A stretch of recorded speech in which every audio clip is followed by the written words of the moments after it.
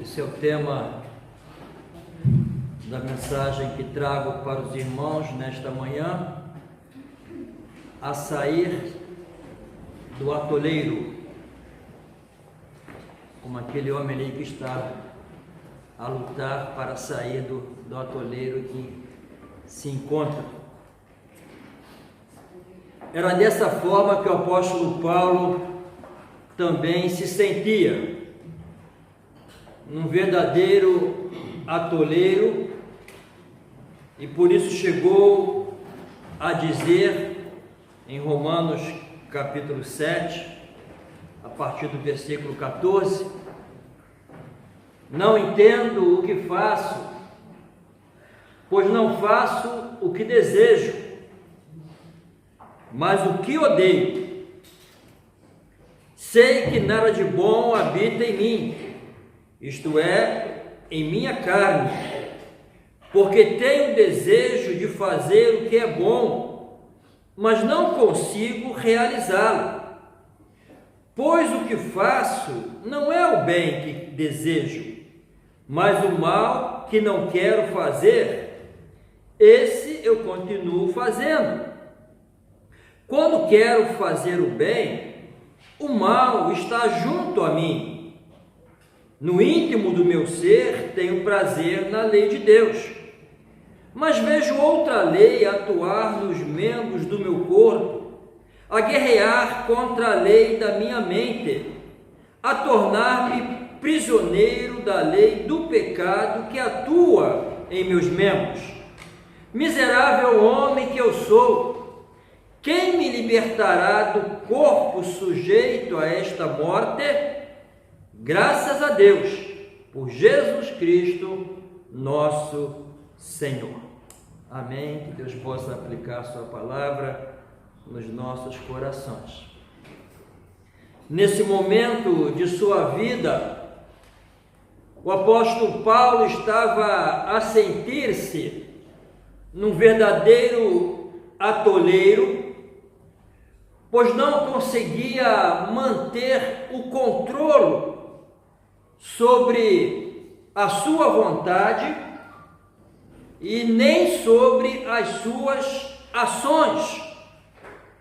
Quanto mais se esforçava, não ia a lugar algum. Era realmente como uma pessoa que estava presa num atoleiro. Lembro-me uma ocasião lá na cidade de Arequipa, no Peru, onde trabalhei como missionário. Arequipa quase que não chove. Na verdade, nunca chove. Tem muito terreno arenoso, é uma região desértica. E houve um dia em que entrei com o meu carro num terreno bastante arenoso e o carro ficou atolado na areia. Quanto mais eu acelerava, mais o carro afundava na areia. Eu forçava o motor para sair daquela situação, mas só servia para que o carro afundasse ainda mais. Então parei de acelerar e percebi que precisava pedir ajuda para sair daquela situação. O que fiz foi chamar uma grua, um reboque, um guincho, que finalmente tirou-me daquela situação difícil, complicada. E ao passar por aquela experiência, eu pensei: isso é uma figura da vida. Tem muita gente atolada a tentar sair de situações difíceis, a esforçar-se, mas a única coisa que consegue é atolar-se cada vez mais. Ontem mesmo eu fiquei 55 minutos no telemóvel a conversar com uma pessoa que estava numa situação assim. Atolar-se cada vez mais. Tem gente que pode dizer como Paulo: o bem que eu quero fazer não faço, mas o mal que não quero, Isso faço. Não sei quantos aqui já passaram por essa experiência. Nos propomos a fazer o bem, algo bom, e não conseguimos, e aquela coisa má que não queremos, acabamos por fazer. Ou não consigo livrar-me dessa situação, desse meu jeito de ser, dessa minha maneira de reagir a diversas situações. Tem gente atolada em relacionamentos, atolada em maus hábitos, atolada em pesares por haver perdido um ente querido. Mas tem gente atolada em ira, em ressentimento, em preocupações, em sentimento de culpa. Uma vez que te atolas, começas a sentir culpa pelo fato de estar imobilizado. Então dizes: gostaria de sair disso, mas não posso, não consigo.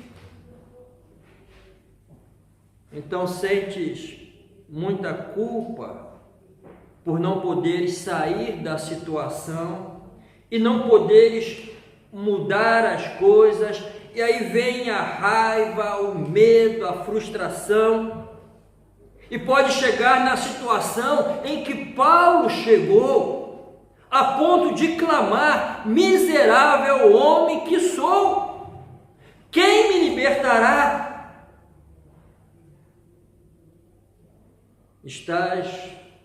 E Paulo estava num verdadeiro atoleiro. Como é que se rompe esse tipo de atoleiro? É sobre isso que eu quero conversar com os irmãos e amigos hoje. Se sentes que te encontras numa situação assim, ou se reconheces e conheces alguém que está nesta situação, se há coisas na tua vida que sabes que precisam mudar ou melhorar, mas não consegue, há 2 passos iniciais que precisam ser dados. Quero que preste atenção.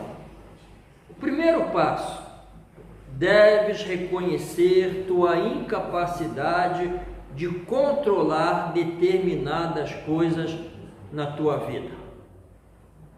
Que eres incapaz de controlar determinadas coisas. Então admito que sou impotente para controlar minha tendência de fazer coisas erradas, e que há coisas que fogem ao meu controle. Preciso aceitar essa realidade. Não consigo ter o controle de mim mesmo com as minhas próprias forças, por isso não faço o bem que quero, mas o mal que não quero, faço. Segundo passo: deves crer de todo o coração que Deus se importa contigo e que tem o poder para ajudar-te. Quando Paulo clamou: quem poderá ajudar-me? Depois ele respondeu: graças a Deus. É o passo da esperança.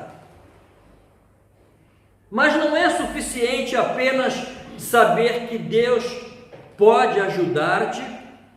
Precisas agir também. Tens que tomar uma decisão. E que decisão é essa? Entregar o total controle da tua vida ao Senhor Jesus. Há pessoas que aceitaram a Jesus apenas como Salvador. Ouviram que são pecadores, que o salário do pecado é a morte, que Jesus é a única esperança. Então a pessoa agarra-se a Jesus como a sua tábua de salvação, aceita como Salvador, mas não aceita como Senhor. porque Ele é Senhor. E que significa Senhor? É aquele que tem o mando, é aquele que tem o comando, é aquele que tem a direção, é aquele que dá as ordens e que deve ser obedecido. Ele não veio apenas para ser Salvador, ele veio sobretudo para ser Senhor. Toda língua confessará que Jesus Cristo é o Senhor.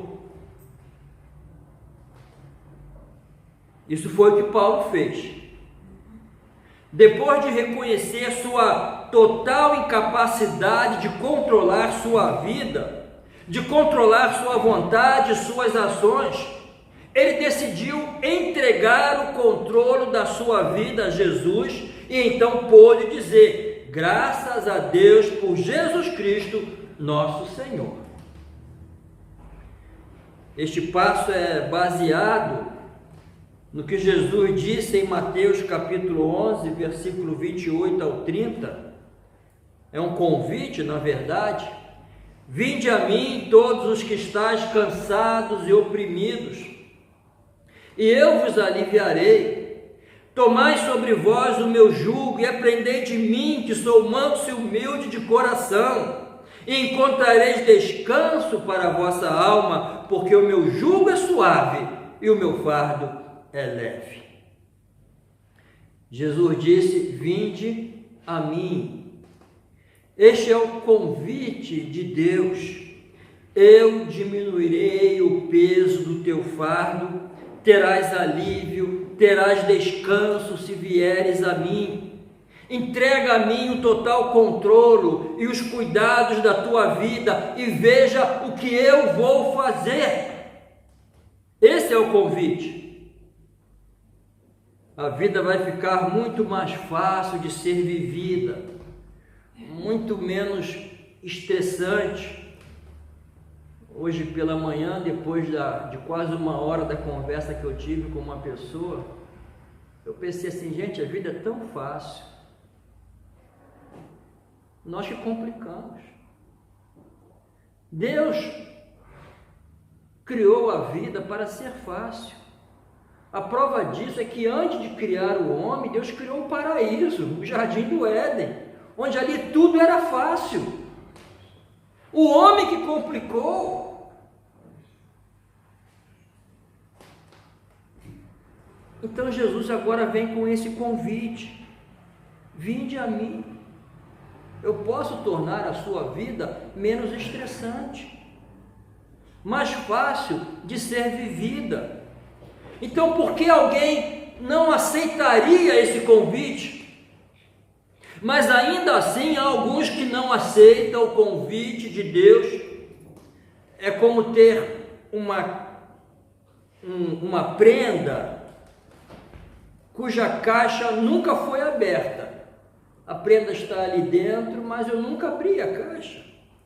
Deus disse: eu quero dar-te o presente de alívio, de liberdade, de recuperação, mas não tens feito nada a respeito. Tem que abrir a caixa.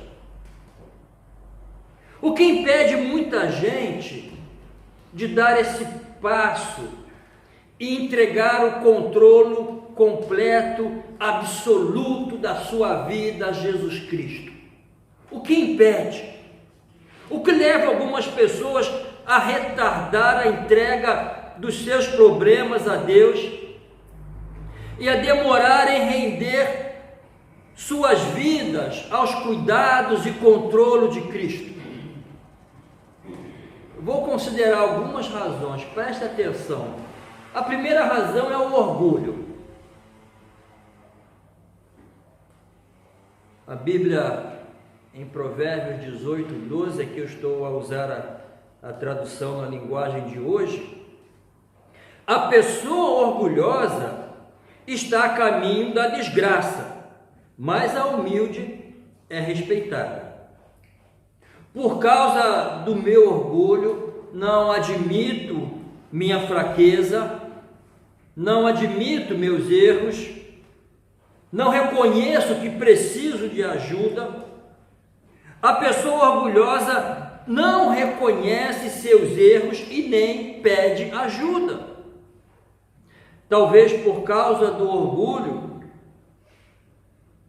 não estejas pronto para dizer realmente: entrego o controle e os cuidados de minha vida a Cristo. Eu dependo e preciso de Jesus na minha vida, sem Ele não sou nada. A segunda razão é a culpa. A pessoa sente-se culpada e que até tem vergonha de pedir ajuda a Deus. Eu conheci uma pessoa assim, ela disse: pastor, eu tenho vergonha, porque eu peço ajuda a Deus, faço promessa e nunca cumpro. Observa como o salmista se sentia, porque os problemas que enfrento são grandes demais. Meus pecados me atrapalham a visão, são muitos, mais que os fios de cabelo de minha cabeça. Se eu estivesse no lugar do salmista, meus pecados seriam poucos. Seriam poucos. Por causa deles, me sinto fraco e desanimado. Essa era a condição em que se encontrava o salmista. Alguma vez já te sentiste dessa maneira? Tenho vergonha de pedir ajuda a Deus, já fiz promessa de melhorar e não consigo, sempre faço coisas erradas, já disse: Senhor, me tira dessa situação, eu vou melhorar, mas acabo por fazer os mesmos erros e agora já estou com vergonha de pedir ajuda. Se alguém pensa assim, está errado na maneira de pensar. Não existe pecado que Deus não possa perdoar. Ele deseja ajudar-te, por isso Ele diz: vinde a mim. Não permita que a culpa te impeça de dar esse passo. Ele deseja perdoar a tua culpa. A terceira razão é o medo. Tem gente que tem medo de entregar a vida completamente ao controle de Cristo. Por que há esse temor? Eu já ouvi gente dizer: não quero ninguém a controlar, eu quero ser uma pessoa livre. Eu quero colocar as regras na minha vida, né? Eu não sei aqui, mas lá no Brasil, as mulheres que defendem o aborto, por exemplo, tem lá um tema: meu corpo, minhas regras. O grande erro delas é que o corpo delas não é delas, é de Deus.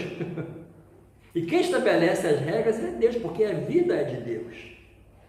Mas a pessoa não quer perder uma suposta liberdade, não quer ser controlada, então tem medo. O que precisamos saber é que estamos a ser controlados o tempo todo. Nós não somos livres. Por isso Jesus disse: se o Filho te libertar, verdadeiramente sereis livres, porque o ser humano não é livre. Nós estamos a ser controlados. Deixar Deus assumir o controle da sua vida é simplesmente uma questão de quem escolhes para controlar-te. Porque alguém te controla. A verdade é que sempre servirás a alguém. Sempre. Mesmo que seja ao teu próprio ego. A pessoa egocêntrica. Por isso Jesus disse: vou libertar vocês. Se o Filho vos libertar, verdadeiramente sereis livres. Conhecereis a verdade e a verdade vos libertará. Liberdade real é escolher quem será o Senhor da tua vida. Essa é a liberdade real. Eu posso escolher quem será o Senhor da minha vida. Eu escolho que seja o Senhor Jesus. Então, escolha Jesus. Quando fazes essa escolha, entrega tudo a Jesus, entrega o controle total da tua vida a Jesus, percebe que nunca viveste tão bem. Isso acontece porque Ele toma aquilo que entregas a Ele e Ele modifica, Ele adiciona significado, agrega valor, uma nova vida passa a ser vivida. Se tens algum temor de entregar a tua vida aos cuidados e total controle de Cristo, a pensar que Ele vai fazer de ti algum tipo de fanático religioso, algum maluco, ou por causa de alguma coisa que tenhas de abrir mão, não te preocupes acerca dos detalhes. Não se preocupe acerca daquilo que terás de abrir mão.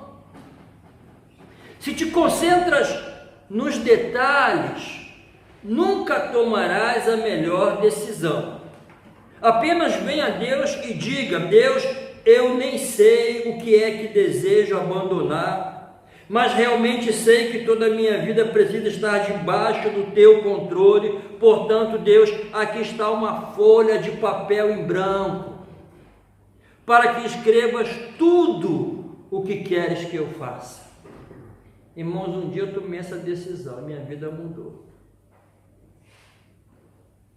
Peguei uma folha de papel em branco, falei: Senhor, não quero mais escrever a história da minha vida, eu quero que o Senhor escreva. Eu não sou um bom autor, o Senhor é.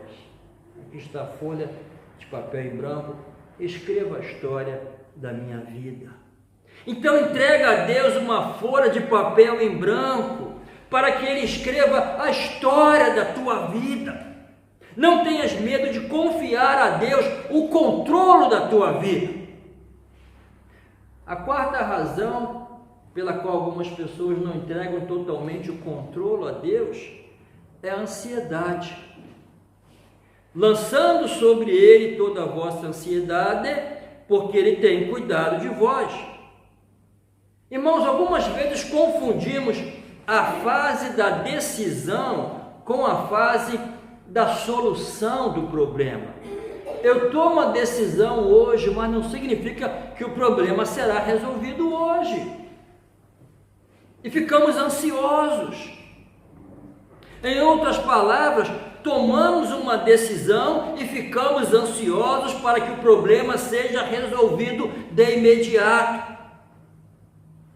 Filipenses 1,6, na versão da Bíblia Viva, que é uma paráfrase, o apóstolo Paulo diz: e eu tenho certeza de que Deus, que começou a boa obra em vocês, continuará ajudando-os a crescer em sua graça, até quando sua tarefa em vocês estiver finalmente terminada naquele dia, quando Jesus Cristo voltar.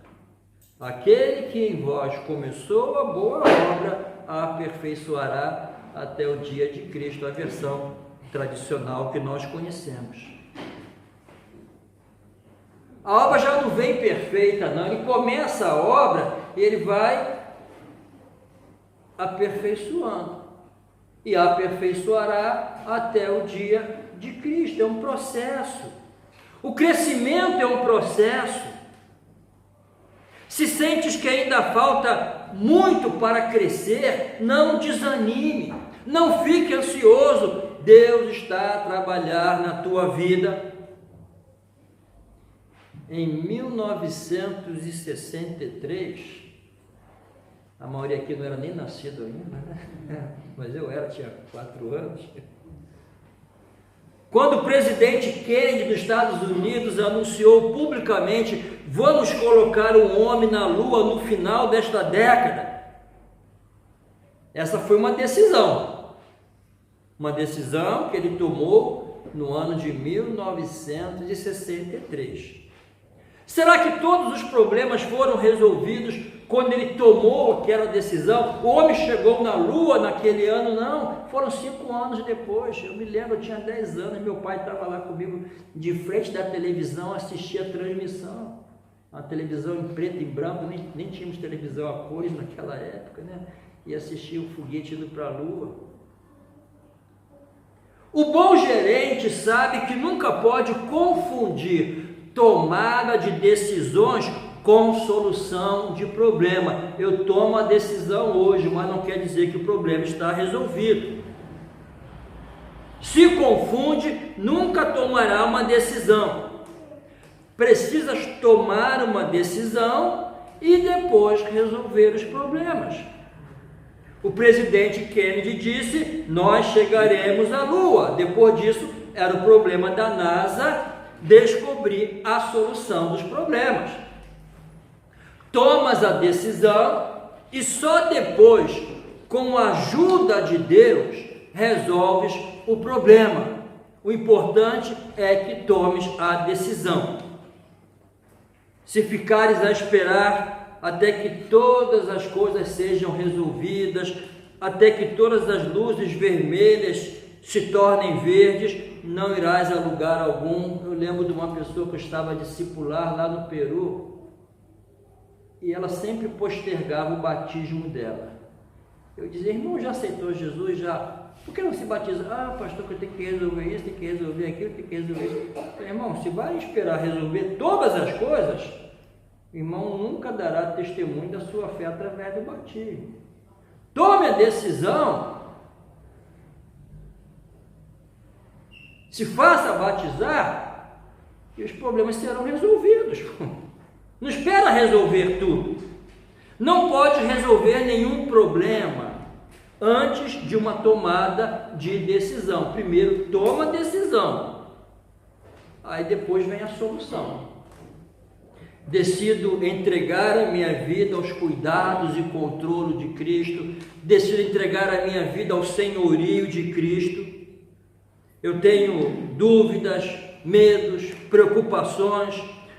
Não sei como é que essa questão será resolvida, mas sei que a coisa certa a ser feita é que, de forma simples, eu decido entregar-me ao controle de Cristo. Eu quero que os irmãos prestem atenção nessa frase. A vida cristã é uma decisão seguida de um processo. Primeiro tomas a decisão. O crescimento, a santificação, o aperfeiçoamento é um processo. O importante é tomar a decisão e não ficar ansioso, porque do resto Deus cuidará. E a última razão pela qual as pessoas hesitam em entregar o controle da vida a Deus totalmente é a dúvida. Eu desejo crer, mas a minha fé parece ser tão pequena. Precisas conhecer a história de um homem na Bíblia que tinha um filho que padecia de uma doença terrível. Ele já havia tentado vários recursos. Então ele veio a Jesus e disse: Jesus, eu sei que tu podes curar as pessoas, meu filho precisa ser curado. E Jesus disse: se tiveres fé, ele será curado. O homem, com total honestidade, respondeu: Senhor, eu tenho muitas dúvidas. Eu creio, mas tenho dúvidas. Eu quero crer, ajuda-me em minha incredulidade. E Jesus disse: isto é o suficiente. E curou o filho daquele homem. Não precisas ter uma grande fé. Não fiques a esperar ter uma grande fé. Veja o que a Bíblia diz, Mateus 17:20, em verdade vos digo que se tiverdes fé como um grão de mostarda, direis a este monte, passa daqui para colar, e há de passar, e nada vos será impossível. Podes ter uma fé gigante, mas se colocá-la na coisa errada, não terás nenhum resultado. Irmãos, a questão não é a fé. A questão é em quem estás a colocar a tua fé. Porque há pessoas que têm uma fé tremenda, mas coloca na coisa errada. O tamanho da fé não é a questão. A questão é em que ou em quem colocas a tua fé. Então, os irmãos, prestem atenção para esta outra frase. Uma fé pequena em um Deus grande produz grandes resultados. Uma fé pequena em um Deus grande produz grandes resultados.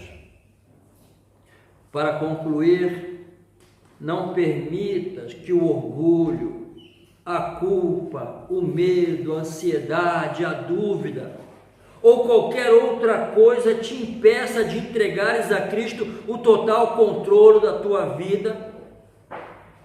Eu sei e reconheço que esses fatores são muito fortes, porém são pequenos perto da vida grandiosa que Jesus tem para ti.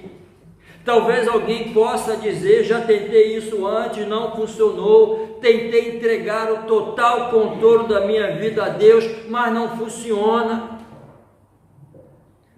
A avaliação que faço disso é que provavelmente não entendeste completamente o que tudo isso envolve. O que fazer para dar esse passo? Vou terminar com isso. Certamente a maioria já deu o primeiro passo que eu vou aqui falar. A maioria aqui já aceitou a Jesus como seu Salvador, por isso aqui estão. O primeiro passo é esse: aceitar Jesus como teu Salvador. Para que Ele controle a sua vida, primeiro tem que aceitá-lo. Quando o carcereiro de Filipos perguntou a Paulo e Silas o que precisava fazer para salvar-se, eles responderam: crê no Senhor Jesus Cristo e serás salvo, tu e a tua casa. Agora observe, não disseram crê no Salvador Jesus Cristo, crê no Senhor, porque para ser Salvador ele tem que ser Senhor.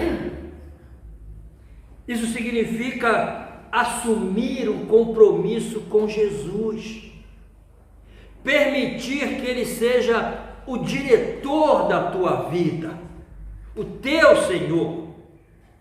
O segundo passo é aceitar a Bíblia como teu padrão de vida. 2 Timóteo 3,16, tradução na linguagem de hoje: pois toda a Escritura Sagrada é inspirada por Deus e é útil para ensinar a verdade, condenar o erro, corrigir as faltas e ensinar a maneira certa de viver. De agora em diante eu tenho um manual no qual vou basear a minha vida. Ontem nós tivemos um casamento aqui na igreja e entregamos em nome da igreja uma Bíblia branca aos noivos. Eu disse para eles: essa Bíblia aqui, a Bíblia, é o manual do construtor, é o manual do fabricante. Quando compramos um carro, quando compramos um aparelho eletrônico, vem lá o manual. Eu tenho que seguir as instruções para não errar, para não estragar o produto. Deus nos fabricou e nos deu um manual, o manual do bom viver. Viver é espanhol, irmão, desculpa. Manual do bom viver. E nós temos que seguir as instruções. Eu tenho um manual no qual vou basear a minha vida. Felizmente temos um manual de instrução, é a Bíblia. E Deus diz que isto é o seu padrão pela qual avalias a vida ao teu redor. Se vives segundo esse manual, serás bem-sucedido. Então aceita a Bíblia como teu padrão de vida. Não o que o mundo diz, não o que a filosofia, ou a psicologia, ou a ciência, ou as telenovelas dizem. Terceiro lugar, deves aceitar a vontade de Deus como teu plano de vida. Salmo 48, tenho grande alegria em fazer a tua vontade, ó meu Deus. Nós fomos criados por Deus para fazer a vontade de Deus. E a Bíblia diz que a vontade de Deus para nós é sempre boa, perfeita e agradável. Então deves aceitar a vontade de Deus como a melhor estratégia para a tua vida. Deves aceitar a vontade de Deus como a melhor estratégia para a tua vida. Em quarto lugar, deves aceitar o poder de Deus como a tua força. O apóstolo Paulo disse: posso tudo naquele que me fortalece. Tudo posso naquele que me fortalece. Não preciso mais depender da minha própria força, porque eu tenho a força de Deus. A minha força é fraca. Agora eu posso tudo nele. Deus te oferece o seu poder para que sejas tudo o que Ele quer que sejas. Deus te oferece o seu poder para que sejas tudo que Ele quer que sejas.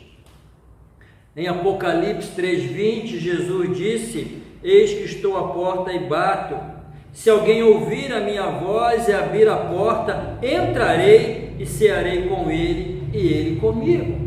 Jesus disse: estou à porta da tua vida, estou a bater na porta do teu coração e a dizer que quero entrar em tua vida. Jesus é um cavaleiro, ele não vai derrubar a porta, não vai fazer pressão sobre a porta. Precisas abrir a porta, a decisão é tua. A chave que abre a porta é o teu querer, é a tua vontade. Eu preciso ter força de vontade, né? Os manuais de autoajuda falam isso, né? Força de vontade para vencer. Sabe, irmãos, o que significa força de vontade? Aí está. Força de vontade é o desejo de aceitar o poder de Deus em tua vida. É viver debaixo do seu controle e do seu modo. Isso é força de vontade. Então desejas hoje abrir mão e deixar toda a tua vida nas mãos e no controle de Deus? Faça isso. Amém? Amém. Vamos ficar de pé, irmãos.